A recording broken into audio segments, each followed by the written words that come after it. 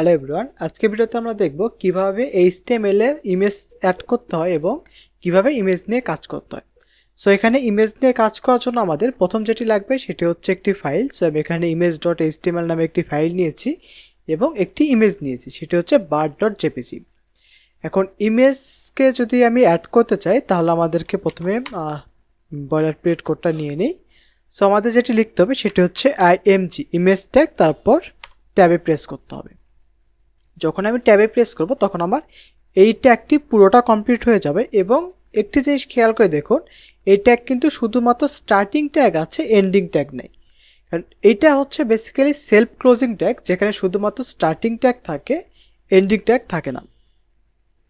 So কিছু tag আছে যেমন এইভাবে এরকম সিঙ্গেল ট্যাগের মাধ্যমে শেষ করতে হয়, সেটি হচ্ছে ইমেজ। আরও কিছু আছে যেগুলো আমরা ধীরে ধীরে জানবো। সো এখন এই ইমেজ ট্যাগের ভিতরে দুটি অপশন আছে, এসআরসি এবং এএলটি। দুটি অপশন আমি এই দুটি অপশনের নির্দিষ্ট নেম আছে, বাট আপাতত নেম বলছি না, কারণ এখানে আমাদের এর পরের ভিডিওতে আমরা এই সম্পর্কে জানবো। সো এসআরসির ভেতরে আমাদের বা সোর্সের ভেতরে আমাদের বলতে হয় যে ইমেজের লোকেশন কি হবে।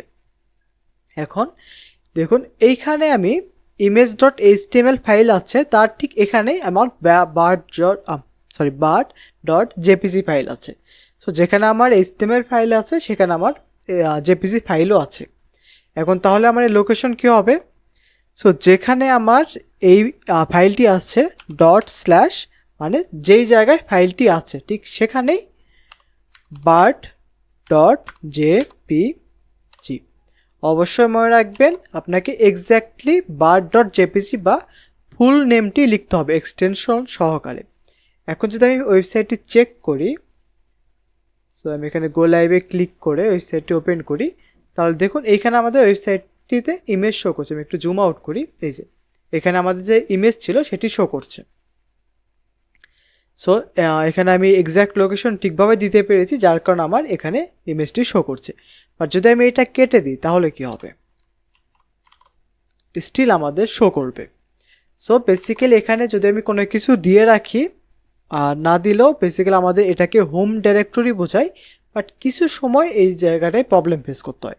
সেই জন্য যখন আপনি এই টাইপের কোনো কাজ করবেন বা হোমের ভিতরে যখন ফাইলটি থাকবে জাস্ট ডট স্ল্যাশ রেখে দেবেন, মানে এটি হচ্ছে হোম ডাইরেক্টরি।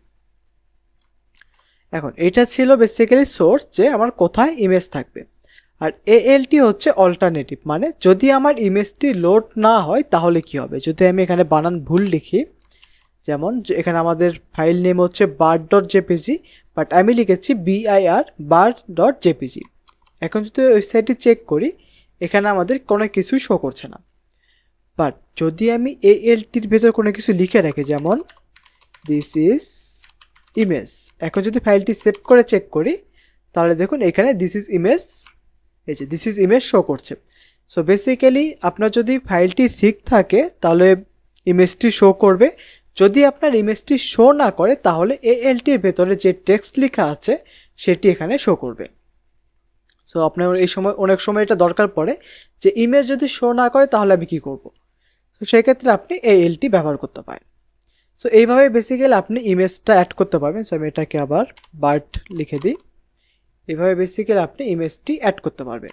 এখন এই ইমেজটা অনেক বেশি বড়, সো আপনি ইদার এটাকে সিএসএসের মাধ্যমে চেঞ্জ করতে পারেন, অথবা এইখানেই আপনি উইথ দিতে পারেন। উইথ লিখে ইকুয়াল সাইন দিয়ে কোটেশনের ভেতর আপনাকে উইথ লিখতে হবে, দেন হাইটও চেঞ্জ করে দিতে পারেন। হাইটের যদি আমি এখানে লিখি 300, এখন যদি চেক করি তাহলে দেখুন এখানে আমাদের ছোট্ট আকারে ইমেজটি শো করছে। এখন এরপরে যে জিনিসটা দেখবো সেটা হচ্ছে ইমেজ আমার যেখানে ফাইল আছে সেখানে ইমেজ আছে, যার কারণে আমি এই লোকেশন দিলাম।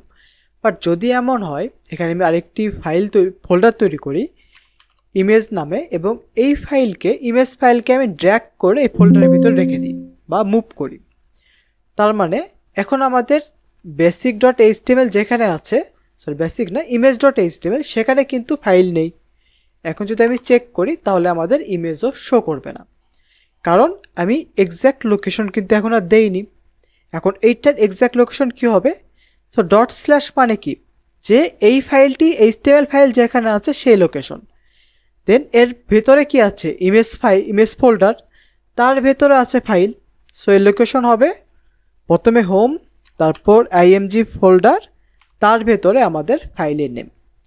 সো ডট স্ল্যাশ মানে এই যে ফাইল আছে সেখানে, তারপরে ইমেজের ভেতরে যাবে, এই যে আইএমজি এই ফোল্ডারের ভেতর যাবে, তার ভেতরে যে ইমেজ আছে সেই ইমেজকে সে কালেক্ট করবে। এখন যদি ফাইলটি সেভ করে চেক করি তাহলে আমাদের এখানে শো করবে।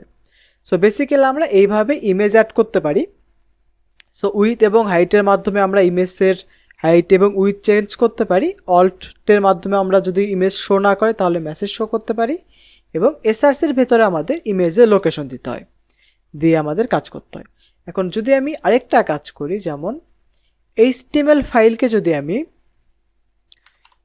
এইচটিএমএল এর ভিতর রাখি, যেমন এটা আমি ড্র্যাগ করে মুভ করলে, এখন যদি আমি এই ফাইলটি ওপেন করি তাহলে আমার এখন এর লোকেশন কি হবে যদি আমি চেক করি। সো এখানে এটা কাজ করবে না, আমি আরেকবার এটিকে ওপেন করি। ওকে, যেহেতু আমি ফাইলের লোকেশন চেঞ্জ করছি যার কারণে এটা শো করছিল না। সো এই দেখুন এখানে কিন্তু আমার এখন আর ইমেজ শো করছে না, কারণ কি ডট স্ল্যাশ মানে কোথায়, এই এইচটিএমএল এর ভেতরে। দেন এই এইচটিএমএল এর ভেতরে ইমেজ ফোল্ডার থাকতে হবে, তার ভেতরে বার ডট জেপিজি থাকতে হবে, বাট এখানে তো এমন না। সো এটা হচ্ছে বেসিক্যালি এই এইচটিএমএল ফাইলটি এইচটিএমএল ফোল্ডারের ভেতর, তার এক ঘর বাহিরে এইচটিএমএল ফোল্ডার, তার ভেতরে এইটা। সো এইটা যখন আপনি করতে যাবেন তখন আমাদের এইভাবে লিখতে হয়। সো ডট স্ল্যাশের পর ডট ডট স্ল্যাশ যদি ব্যবহার করেন তাহলে আপনাকে এগুলো আমি কেটে দিই প্রথমে। সো সবগুলো কেটে দিই। সো প্রথমে কি আমাদের এই ফোল্ডার যেখানে আছে সেখান থেকে এক ঘর বাইরে যেতে হবে, ডট ডট স্ল্যাশ মানে এক ঘর বাইরে গেলাম। দেন এরপর কি আছে ইমেজ ফোল্ডার, তার ভেতরে বার ডট জেপিজি। এখন যদি আমি ফাইলটি সেভ করে রান করি, আমি এখানে বানান ভুল লিখেছি, জেপিজি হবে। এখন যদি চেক করি তাহলে আমাদের শো করবে। সো আপনি এইভাবে বেসিক্যালি স্ল্যাশের মাধ্যমে কোনো ফোল্ডারের ভিতরে যেতে পারবেন, এবং যদি ফোল্ডার থেকে বাইরে আসতে চান তাহলে ডট ডট স্ল্যাশ ব্যবহার করতে হবে। সো এইভাবে বেসিক্যালি আপনি ইমেজটি ব্যবহার করতে পারবেন। সো আজকে ভিডিও ছিল এই পর্যন্তই, দেখাবে পরের ভিডিওতে। ধন্যবাদ।